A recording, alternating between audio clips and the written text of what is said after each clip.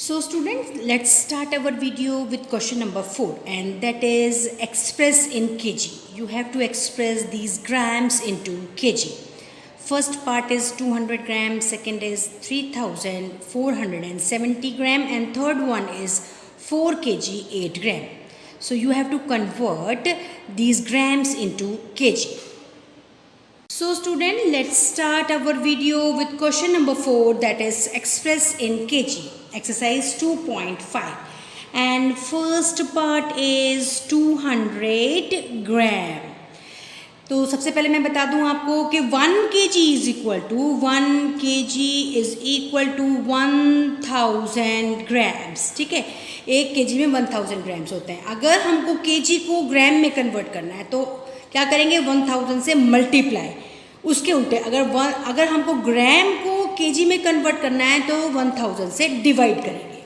तो यहाँ क्या है, 200 ग्राम से तो हम मतलब ग्राम्स को हमको केजी में कन्वर्ट करना है, तो दैट इज़ हम क्या करेंगे, उसको 1000 से डिवाइड करेंगे. तो 200 डिवाइडेड बाय 1000 केजी. ठीक है बच्चों. Now 0 0 cancel, 0 0 cancel. अब हमारे पास क्या आ गया, दैट इज इक्वल टू 2/10. अब 10 में कितने ज़ीरो हैं, 1 0, ओनली 1 0. तो क्या है, जो डेसिमल है वो एक प्लेस के बाद मूव करेगा, तो वो क्या है 2 के बाद क्या आ जाएगा, यहाँ आ जाएगा डेसिमल. तो हमारा आंसर आ जाएगा 0.2 kg. क्वेश्चन है हमारा 3470 ग्राम्स. ठीक है, अब हम इसे किस में कन्वर्ट करना है, हमें केजी में. तो मैंने अभी क्या बताया, ग्राम को केजी में कन्वर्ट करने के लिए हमें क्या करना चाहिए, 1000 से डिवाइड करना चाहिए. तो that is equal to 3470/1000 kg. 0 से 0 कैंसिल हो गया, तो हमारे पास क्या बचा, 347/100. अब इसमें कितने जीरोज हैं 100 में, 1 2 जीरो है. तो डेसिमल कितने प्लेस पे मूव करेगा, 2 प्लेस पे, 1 2 यहाँ आ जाएगा. तो हमारा आंसर आ जाएगा 3.47 kg. Okay. Now third part है हमारा 4 kg 8 ग्राम.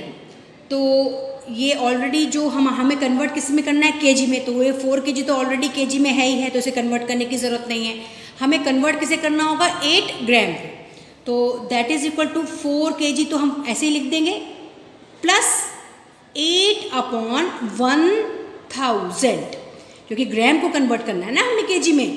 केजी को केजी में थोड़ी करना है, ग्राम को हमें कन्वर्ट करना है. तो हमें ग्राम को कन्वर्ट करने के लिए क्या मैंने बताया आपको, केजी में कन्वर्ट करने के लिए 1000 से डिवाइड कर दो. तो ये हो गया, इसमें भी केजी लिखेंगे.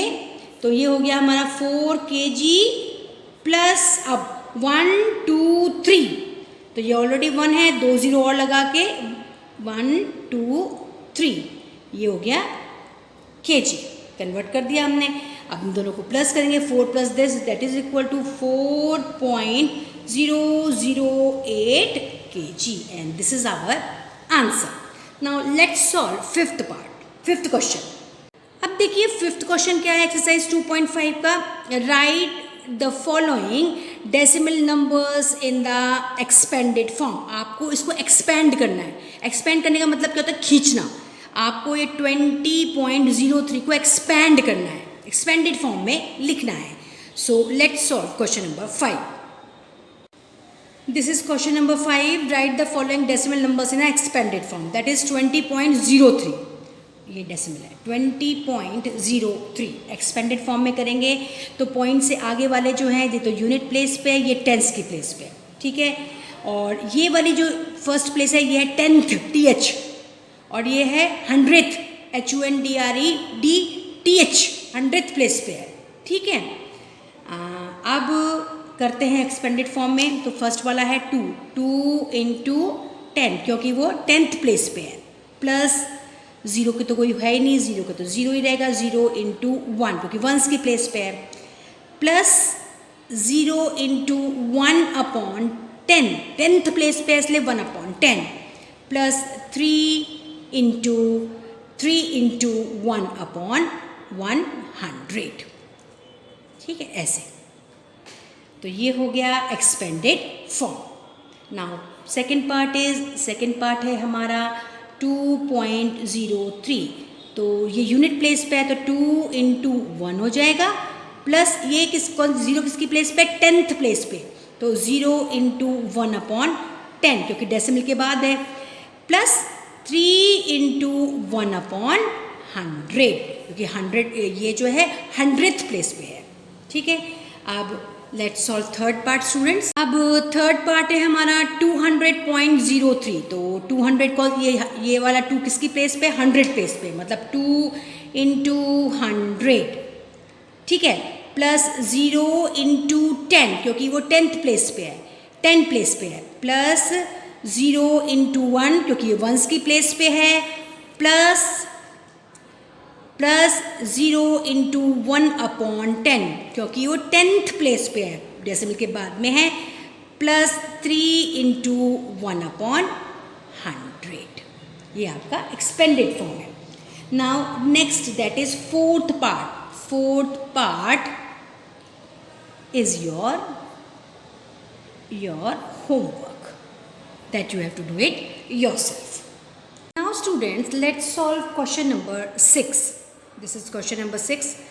Write the place value of 2 in the following decimal number. In the following decimal number, you have to write the place value of 2 only. सिर्फ 2 की place value लिखनी है, बाकी किसी की नहीं. So let's solve question number 6. So student, let's solve question number 6. First part, we have to find out the place value of 2 only. तो पहला क्वेश्चन है 2.56। इसमें हमको क्या करना है, केवल 2 की प्लेस वैल्यू फाइंड आउट करनी है। तो यहाँ पर 2 कौन सी प्लेस पे है, वंस प्लेस पे है। हेयर यहाँ हम लिखेंगे here 2 is in the ones place, ones place पे है, ठीक है। Therefore the place value of 2 in 2.56 that is equal to 2 into 1 that is 2, ठीक है, क्योंकि वंस की प्लेस पे इसलिए 2 into 1 that is equal to 2. Now let's solve second part. Now student, let's solve second part that is 21.37. इस 21.37 में हमें इस 2 की प्लेस वैल्यू फाइंड आउट करनी है। So let's find out the place value of 2. So student, let's solve second part and that is 21.37. इस 21.37 में हमें इस 2 की प्लेस वैल्यू फाइंड आउट करनी है। तो लिखना कैसे है, ये किस प्लेस पे है, ये है आपके टेंस की प्लेस पे। तो लिखेंगे कैसे हम, here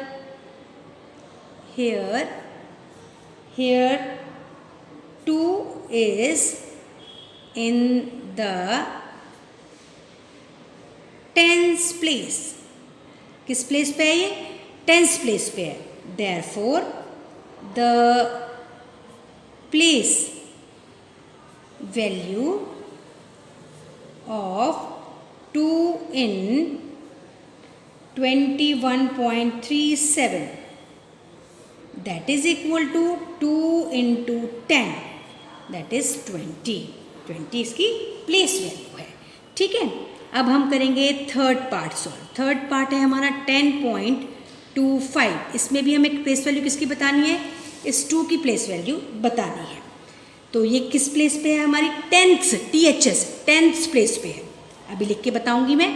hair 2 is in the TENTHS tenth place. किस प्लेस पे, टेंथ प्लेस पे। Therefore the place value of 2 in 10.25 that is point है यहाँ 10.25 that is equal to 2 into 1/10 that is 2/10, ठीक है। इस तरह से आपको लिखना है। Now let's solve fourth part. अब फोर्थ पार्ट है हमारा 9.42। इसमें इस वाले 2 की हमें प्लेस वैल्यू फाइंड आउट करनी है। अब ये किस प्लेस पे, 100th प्लेस पे, किस प्लेस पे? हंड्रेड्स प्लेस पे। तो मैं बताती हूँ, हेयर कैसे लिखेंगे इसको? Here 2 is in the hundreds,